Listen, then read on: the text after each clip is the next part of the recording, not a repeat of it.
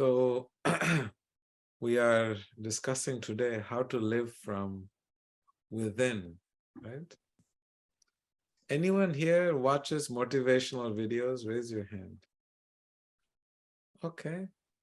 Who reads self-help books? Yeah, it's very interesting. The world is consuming a lot of books and information De from nous, outside, trying to motivate oneself. It's one of the biggest consumptions in the world nowadays because most people uh, are looking for motivation parce and que trying to live from live their life based on unnatural factors. So we learn this very important principle in yoga that if you're watching a motivational video, it will actually demotivate you. If you're reading a self-help book, it will not really help yourself. So what happens when you watch a motivational video is that you will end up watching another one, and you'll end up watching another one. In this way, you'll end up watching videos after videos and videos after videos, and you'll spend a lot of time just watching videos. And the purpose of your videos is to motivate you. But after an hour or 2 hours of watching motivational videos, you're still sitting in your couch and laying in your bed, feeling even more sad and depressed that you know what to do, but you can't get out of bed and you can't get out of your couch. So the reason that happens is because motivation that comes from the mind or the intelligence is not sustainable motivation. So yoga explains that if you want to be motivated, there's no one in this world that can motivate you. Only you can motivate you. And that motivation is not an intellectual process, is not a mental exercise, but it is something that comes when you learn to truly value yourself. Every day, you read your value, you think about your value, you create a pathway to achieve your value. And when you do that, you'll be motivated every single minute, every single day, because you have a unique divine purpose for life that et si is vous, unique to you. Your forefathers who were building the the the the the, the nations in Europe, they didn't have technology and they were not on their phones and on TV and reading books, and they were out working, taking care of family and harvesting the land, building homes, taking care of their grandkids, teaching them values. It was a constant, continuous effort. So we need motivation because we are disconnected with ourselves. So if you learn to reconnect with yourself, and which means that you have to understand who you are and what is your value, what is your purpose in this world, what are the happiest moments in your life, and why were they happiest, and what motivated you to pursue a certain lifestyle that actually made you happy.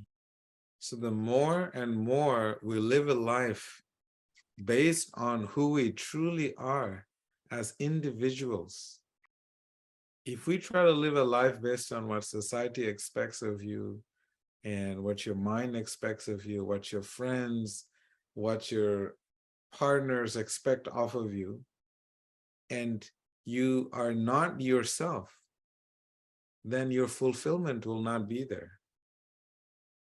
So therefore, yoga is emphasizing tremendously understanding the individual value, or swartha, understanding your worth. Swartha in Sanskrit is su artha, that means your personal worth. What is your value? And so we have to spend time every single day studying and reading and repeating our value to ourselves, and thereby wherever we go, whoever we interact with, we will be able to establish our personal value in those relationships. When we say live from within, that means it has nothing to do with what you see, what you hear, what you touch, what you feel, what you smell. But truly, we have to figure out there's something deeper about ourselves beyond what we see, what we feel, what we smell, what we can hear. Does this point make any sense to all of you? Because if this point is clear, then I'll move to the next point. But because if this point you can follow simply every single day, what am I doing? Who am I? What is my worth? What is my value in this world? What is the roadmap to following my value in this world? So, what has happened, you cannot delete. So let's not try to delete our life because it's not possible. So that is why we have discussed a very important principle of Chitta cleanse is to process. We have to figure out whatever has happened that was good. Everything that has happened in our life was good. And how to extract that good is what we learned in Chitta cleanse, right? Because if you try to delete your past, you're going to get stuck in the past trying to delete it because it's impossible to delete life. Whatever has happened is good, is perfect. Now, how to live life now that is perfect. The life that I will live in the future will also be perfect. So, very important, huh? We don't want to live in the past, and we do not want to live in the future. We want to live now. Because as this body gets older and older and older, what happens is when we get old enough that we don't function properly, we can't function fully to our optimum level, then we'll have certain fears. What have I done with my life? Why didn't I accomplish this? Why didn't I do that? And all these regrets will start to show up in our life. All that is present before us is now. So how can we be present, living in the now from within oneself? So we are naturally happy people. We were not born sad. We were happy people. So we have to figure out how to find that happiness within ourselves and operate from that space. So this ananda, which is bliss, we should always be happy.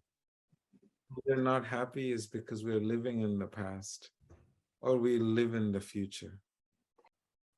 You'll notice that when you're living in the present, you'll be able to see so much detail in the world, so much virtue, so much beauty, so much glamour, so much love, so much compassion.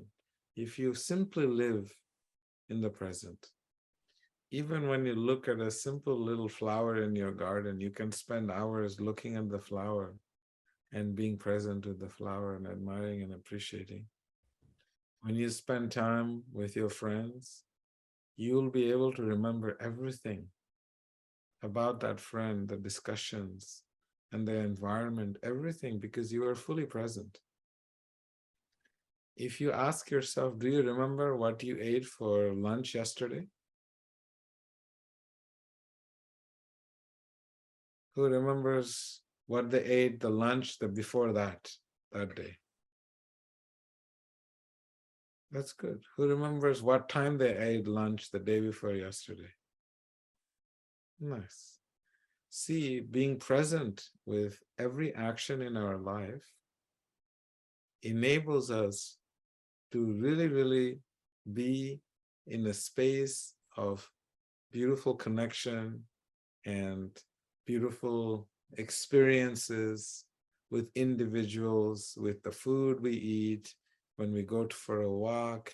You'll be able to have almost a photographic memory. You heard of this term, photographic memory? Yes? Who has photographic memory? Raise your hand if you have. Nice. Very nice. And that is because you are present. And when you are present in every situation, every action, every exchange, every interaction, you'll be able to remember everything. And when you go to school, the teacher says something one time and you'll be able to remember everything. The responsibilities that you have, you'll have to see there's material responsibilities, which is your functional responsibility, and then there's a responsibility to you, to your heart. See, most people think responsibility means to pay the bills and to pay the insurance and have food on the table. And Sí, parce que that's what most people think is responsibility. What about you? What about your heart? What about what makes you happy in life? What about your happiness from within yourself, not from friendships and parties and drinks and, not that, like happiness from within yourself. You can be alone and be so happy. There are millions and millions of people in the world, Emily. They work to pay bills. And then they get old and then they realize, what have I done with my life? I have worked for 50 years, 60 years just to pay bills. There's more to us in life. And that's why we're discussing this, the importance of understanding we are naturally happy people. Why is it that it's missing in our life right now?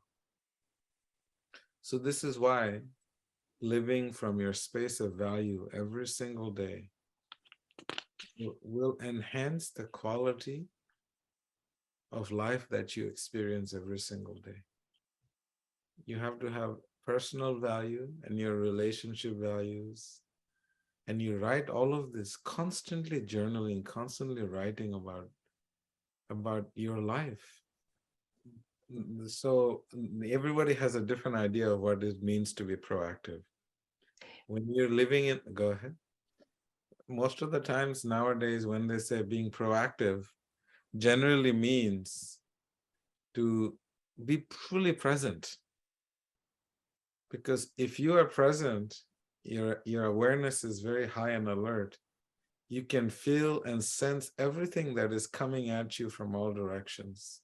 See, proactive means that your awareness is heightened and you're able to see things before it comes to you. And sometimes that word is quite loosely used. Proactive means self-motivated. You're motivated yourself to continuously be ahead of your work. That is possible if you're present. If you're not present, you can't do things with such motivation that you're able to see things before it happens. For example, in the IT companies, they plan, but just because they plan doesn't mean it's going to go the way they planned. They are actively doing things in the present, being in the present, and eventually being in the present leads to a certain goal. I guarantee you, Arjuna, if you're present in your work, you're guaranteed to get a promotion because you are just fully aware. Your awareness is very heightened. When I was being raised in the monastery, that was one of the classes, was always how to be present. Before someone, like simple thing, I'm serving food to everybody, right? How to understand by reading Arjuna that he needs lemonade before he asks for lemonade. I look at Arjuna, I observe that he's eating dry bread with olive oil or, toasted bread. If my awareness is there, if I'm present, I will know that automatically will need to have something liquid to wash it down because it's very dry.